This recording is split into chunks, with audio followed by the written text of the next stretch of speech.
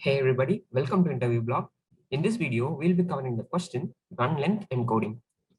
So the question gives us a sequence with the same value occurring many consecutive times, and it asks us to encode the sequence to store only a single value and its count.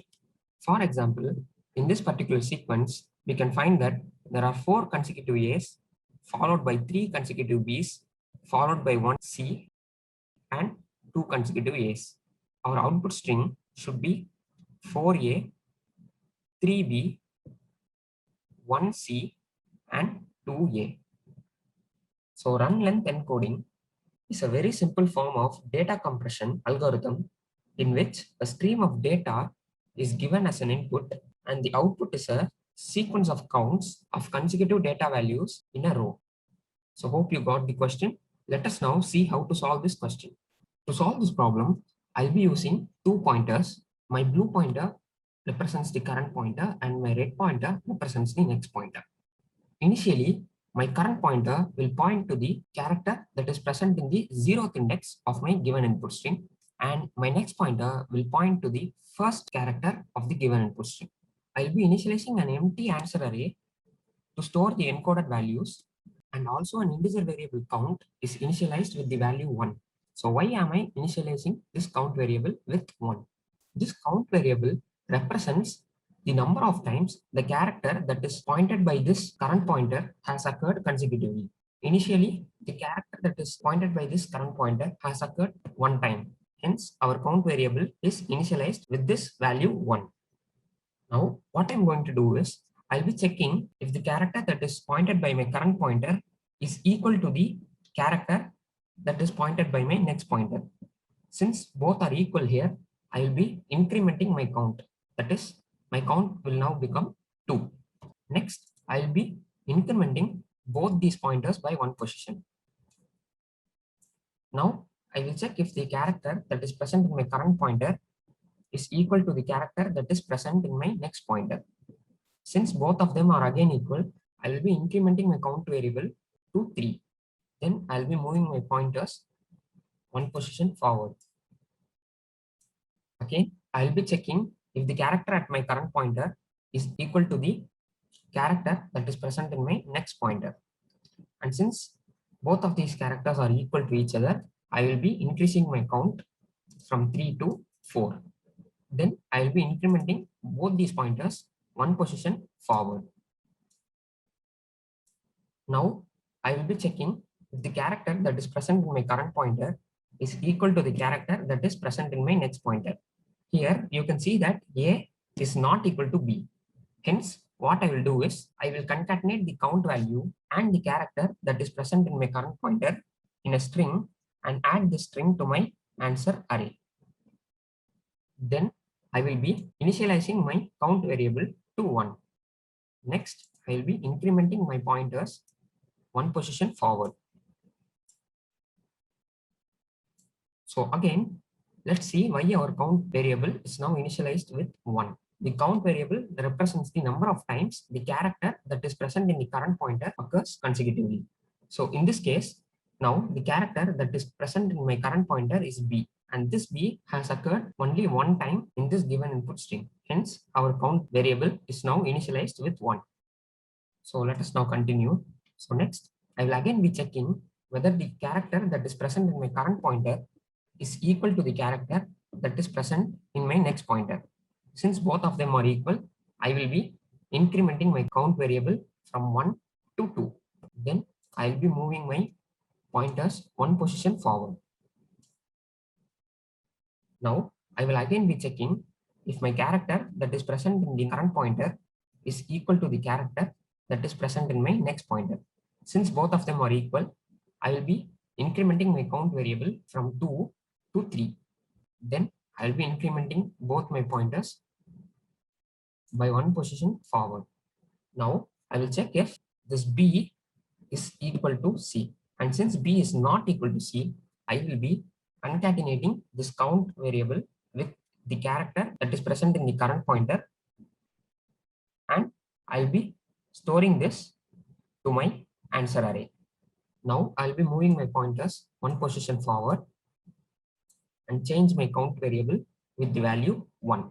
Now I'll be checking if the character C is equal to my character A.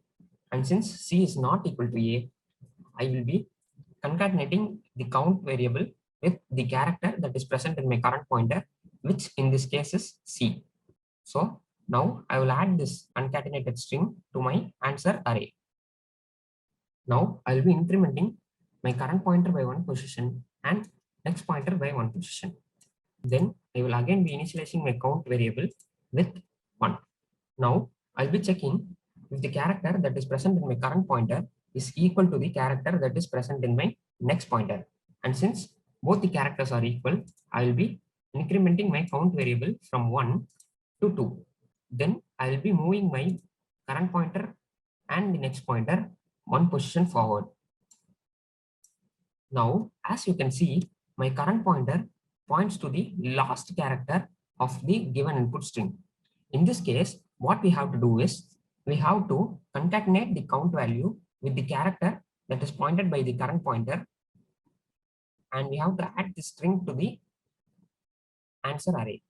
So we will be adding 2a to our answer array.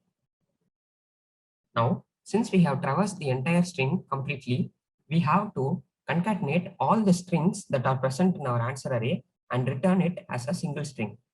So that is, we will be concatenating 4a with 3b with 1c and 2a and return this particular string as our answer. So hope you understood the problem. Let us now see another example. So in this example, my input string consists of only one character yes. So in this case, my answer should be 1 yes. That is, my count variable should be concatenated with this string yes, and this concatenated string will be our answer. So hope you understood the problem. Let us now analyze the complexity of our solution. So the time complexity of our solution tends to be big O of n, where n is the number of characters in the given input string, and the space complexity of our solution also tends to be big O of n, where n is the number of characters in the given input string. So why is our time complexity big O of n? Since we are traversing all the characters of the given input string, our time complexity tends to be big O of n. Now, why is our space complexity big O of n? Now consider the case where our input string is AA, BB, and CC. So in this case, our output will be 2A, 2B, and 2C.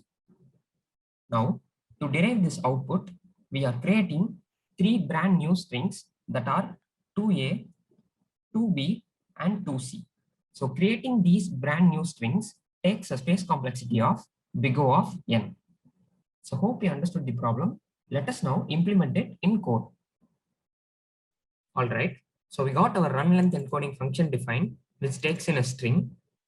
So as discussed earlier in the explanation part, I'll be using 2 pointers. One is the current pointer, which points to the 0th index of the string, and another pointer is the next pointer, which points to the first index of the string. I will then have an empty result array, which is initialized, and a counter variable, which initially has the value 1. Now, what I will do is, I'll be traversing the given input string until my current pointer is valid. That is, while my current pointer is less than the len of string. So, what will I say now is, if my character that is pointed by my current pointer is equal to the character that is pointed by my next pointer, in this case, what we'll do is, we'll increment the count variable, then we will increment both our pointers.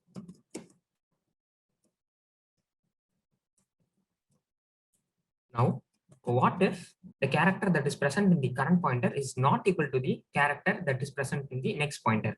In this case, what we'll do is, we'll first concatenate the current count variable with the character that is pointed by the current pointer.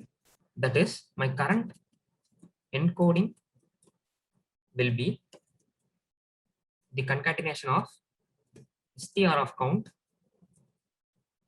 plus the character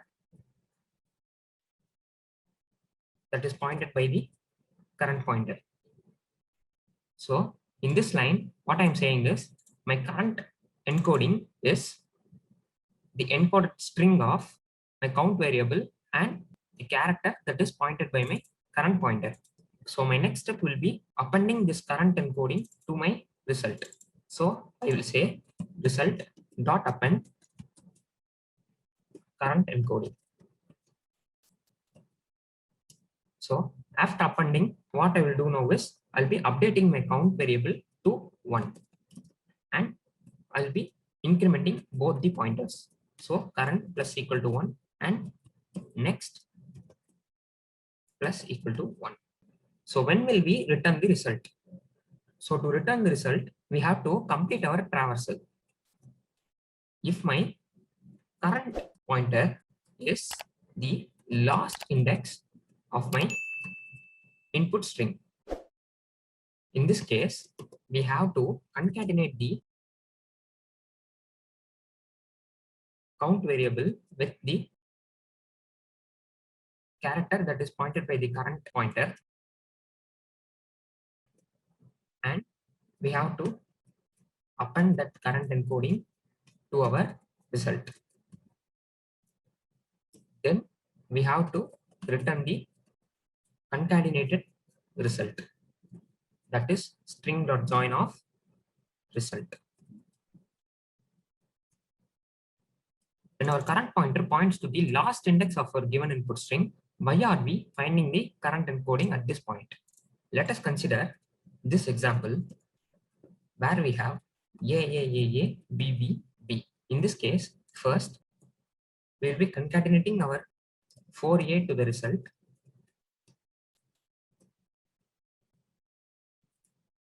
Next, our current pointer will be at this position and our next pointer will be at this position, and hence our count variable will become 2 now. And then we'll be incrementing our pointers. Our current pointer will be at this position and the next pointer will be at this position, and hence we'll be incrementing the count variable to 3.